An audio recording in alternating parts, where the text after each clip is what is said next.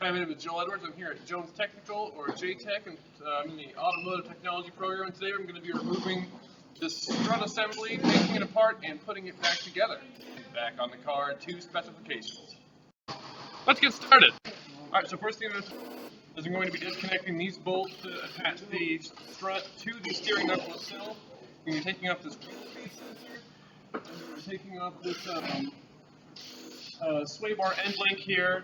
So it's not going to come off. And then from there, I'm going to be going on top of the car right over here. We have 3 bolts right here attached directly to the frame itself. And once that's all done, this should come free and be good to go. Be able to the spring compressor. Alright, so take out the bolts that hold the strut to the steering knuckle. I got this clip and these bolts taken off that hold the wheel speed sensor to the whole assembly here. And I've also removed the sway bar linkage to the strut.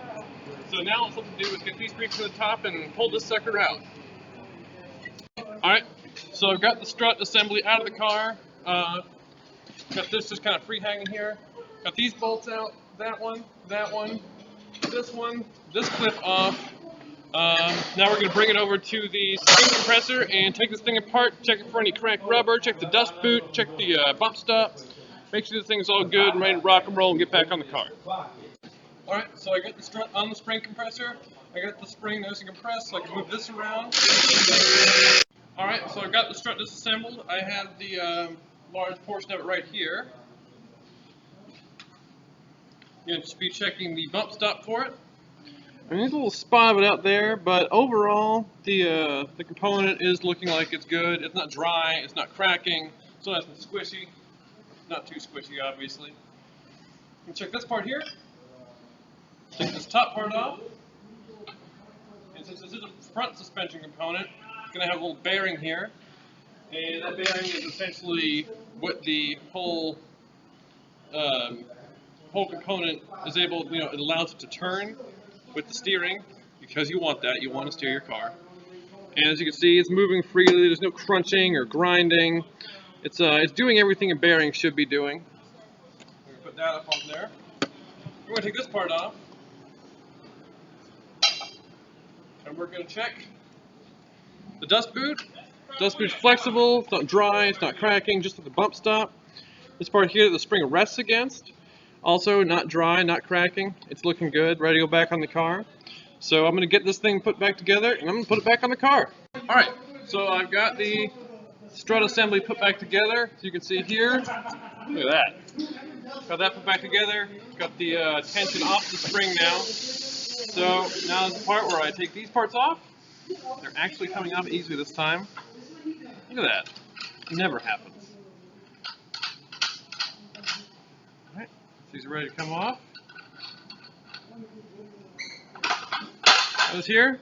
Now let's put it back on the car.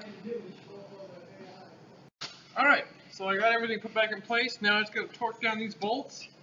Got these torqued into place. Everything's pretty much put back together, as you can see. Everything's all, moving nicely. And there it is.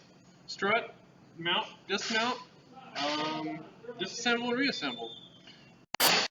Alright, so we've done the front shock on the Camry, now I moved over to the Jeep Liberty and we're removing this rear shock spring right here. Basically going to be taking off this bolt here, this bolt down at the bottom of the actual shock absorber.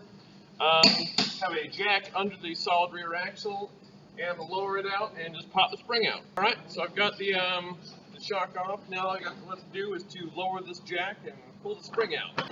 Alright, so I got the spring off. It's like a pigtail spring. This rubber on here is looking pretty good. The bump stop is kind of messed up, and if were this an actual customer's vehicle, I would strongly recommend that they replace it because it's on its way. It's got 1 foot out the door already. So now I'm just going to put it all back together and we'll go from there. Alright, so I got the assembly all put back together. I'm about to just tighten these back to torque. I got 80 foot-pounds up here, and then lower the shock absorber, I got 85 foot-pounds. So I'm going to got my torque wrench set, and I'm going to put it together. Once again, I'm Joel Edwards at JTech, and have a good day.